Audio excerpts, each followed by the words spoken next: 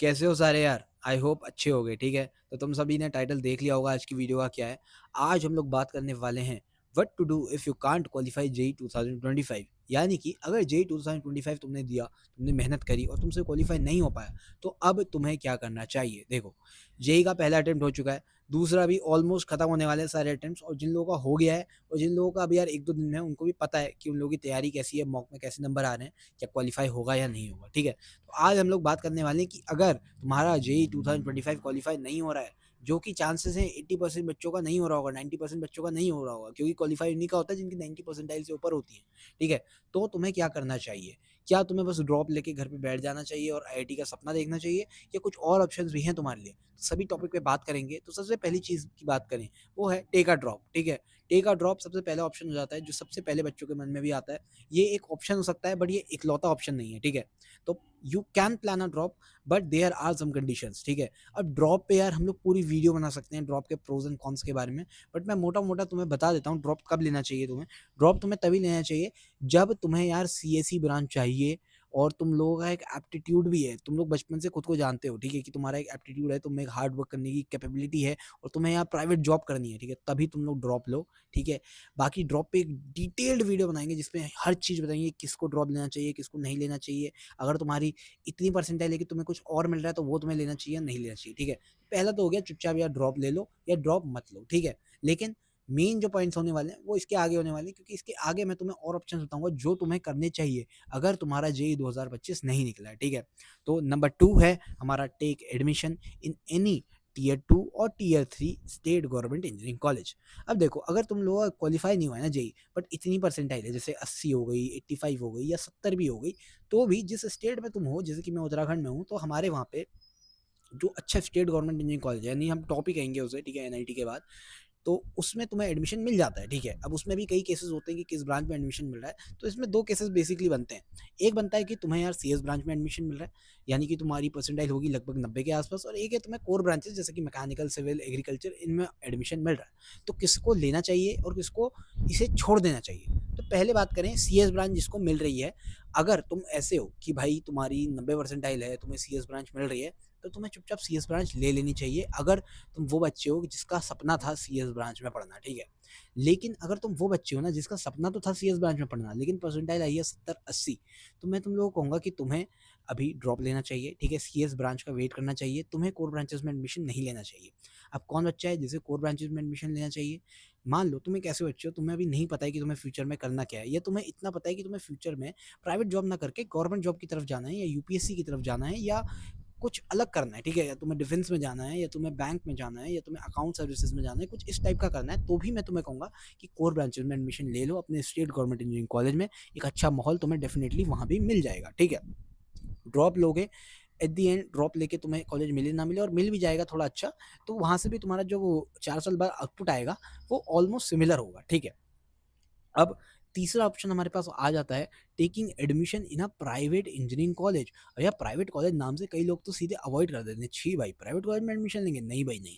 तो ऐसा नहीं होता। देखो, प्राइवेट कॉलेज भी बहुत अलग अलग टाइप के होते हैं, और प्राइवेट कॉलेज में बच्चे भी अलग अलग टाइप के होते हैं पढ़ने वाले। ठीक है, तो यहाँ पे मैंने एक 4x4 की मैट्रिक्स बना रखी है। ठीक है, 2x2 की मैट्रिक्स बनाई है, यानी कि हमारे पास 4 ऑप्शन आ जाते हैं। तो यहाँ पे हम लोगों ने लिया है जिन लोगों का बजट हाई है, जिन लोगों का बजट हाई है लेकिन जिन लोगों के मार्क्स कम है। दूसरा हमने लिया है जिन लोगों का बजट हाई है और मार्क्स भी अच्छे हैं। तीसरा हमने लिया है जिन लोगों का बजट लो है लेकिन मार्क्स अच्छे हैं। और चौथा हमने लिया है जिनका बजट भी कम है और मार्क्स भी कम है। ठीक है, तो किसको क्या करना चाहिए। तो सबसे पहले बात करें जिन लोगों का बजट अच्छा है और नंबर भी अच्छे लेके आए हो। ठीक है, तो अगर तुम्हारा बजट है 20-25-30 लाख का बीटेक करने का 4 साल का, तो अगर तुम्हारे नंबर भी अच्छा है तो तुम बीटेक कर लो इसी साल। ठीक है, तुम्हें एसआरएम, वीआईटी इस टाइप की अगर किसी अच्छे प्राइवेट इंजीनियरिंग कॉलेज में, अच्छे जिसका नाम हो, थापर हो गया, यहाँ एडमिशन मिल रहा है, तुम पढ़ने में भी अच्छे हो, तुम्हारा एप्टीट्यूड भी है, और तुम सीएस में जाना चाहते हो, तो तुम ले लो। तुम्हें ड्रॉप लेने की जरूरत नहीं है फॉर आईआईटी और एनआईटी। ये कॉलेजेस भी काफ़ी अच्छे हैं और तुम्हारे पास यार फाइनेंसेस भी हैं, तुम्हें लोन नहीं लेना पड़ रहा है, तो तुम यहाँ से भी करके कुछ ना कुछ कर लोगे। ठीक है, अगले बच्चे आते हैं जिन लोगों का बजट अच्छा है बट मार्क्स इतने अच्छे नहीं है। अब यहाँ पे भी यार चीज़ें अलग अलग हो सकती हैं। किसी के मार्क्स अच्छे नहीं है तो शायद किसी का एप्टीट्यूड ही अच्छा ना हो, या किसी के मार्क्स किसी रीज़न की वजह अच्छे नहीं है, जैसे कि उसकी तबीयत खराब हो गई हो। बट मोस्टली यार अगर तुम्हारे मार्क्स अच्छे नहीं है, तो देखो 2 साल का टाइम था, वाकई में अगर तुम्हारे मार्क्स अच्छे नहीं है और तुम्हारे पास बहुत ज़्यादा पैसा भी है ना, तो शायद तुम्हारी मेहनत या तुम्हारे एप्टीट्यूड में ही कमी रह गई होगी। तो मैं तुम्हें कहूँगा इस बार यार ड्रॉप लो। ठीक है, अपने एप्टीट्यूड को एक लेवल तक लेके आओ, या इंजीनियरिंग के अलावा अगर इंजीनियरिंग में ऐसा इंटरेस्ट नहीं है तो कहीं और स्विच मारने की कोशिश करो, क्योंकि यार अगर तुम्हारे पास फाइनेंसेस अच्छे खासे हैं तो और भी बहुत सारे करियर अपॉर्चुनिटीज़ निकल के आती हैं बीटेक के अलावा, ठीक है? उसके बारे में भी हम लोग कभी बात करेंगे, अभी थोड़ा आगे वीडियो में उसी के बारे में हम लोग बात करने वाले हैं।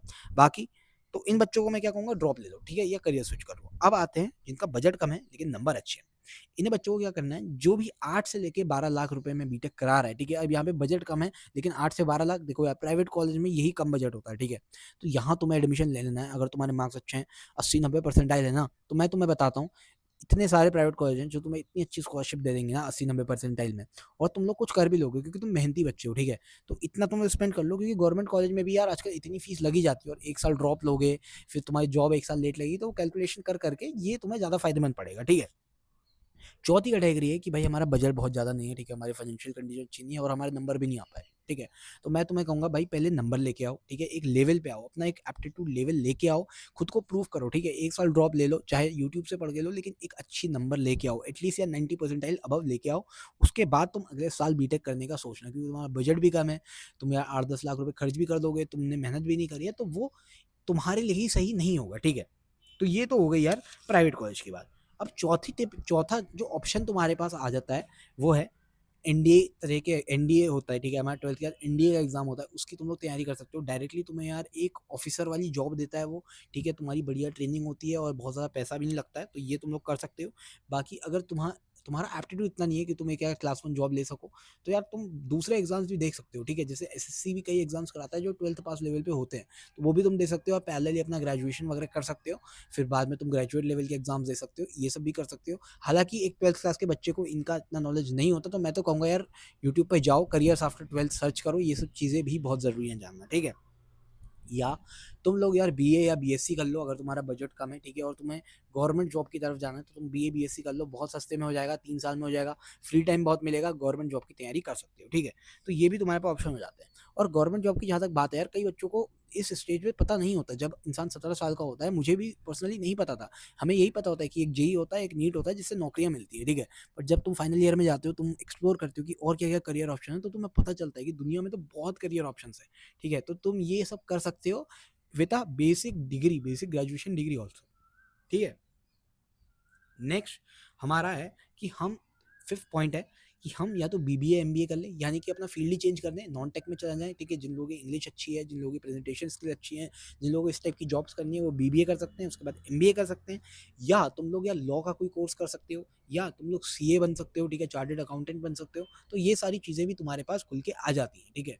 तो ये थी एक वीडियो उन बच्चों के लिए जिन लोगों को चाहिए थे ऑप्शंस, कि क्या हमें करना चाहिए अगर हमारा जेईई 2025 क्वालीफाई नहीं हुआ है, ठीक है? हमने सारे टॉपिक्स पे बात करी, हमने ड्रॉप के बारे में बात करी, हमने एडमिशन प्राइवेट कॉलेज में लेने की बात करी, हमने बात करी कि गवर्नमेंट इंजीनियरिंग कॉलेज जो आपके स्टेट वाले होते हैं उनमें एडमिशन लेना चाहिए या नहीं लेना चाहिए, हमने 12th के बाद कुछ एग्जामिनेशंस की बात करी, हमने बीबीए एमबीए की बात करी, और यहाँ पे हमने जो दूसरे कोर्सेज होते हैं जैसे सीए हो गया, हमारा लॉ हो गया, इनके बारे में भी बात करी। तो आई होप आपको एक थोड़ी बहुत क्लैरिटी मिली होगी इस वीडियो से कि और क्या क्या ऑप्शंस हमारे पास हो जाते हैं। बाकी कोई डाउट है तो कमेंट में आप लोग पूछ सकते हो, और हम लोग डेफिनेटली आपकी हेल्प करेंगे कमेंट में, और आप लोग बता भी सकते हो कि यार किस टॉपिक पे वीडियो देखना चाहते हो। मिलेंगे आपसे नेक्स्ट वीडियो में, तब तक के लिए bye bye, have a great day.